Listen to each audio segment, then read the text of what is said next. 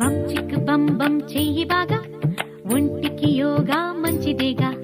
లేజీగా ఒళ్ళు పెంచుకోక, నాజూగా ఉంచు తీగలాగా. ఈజీ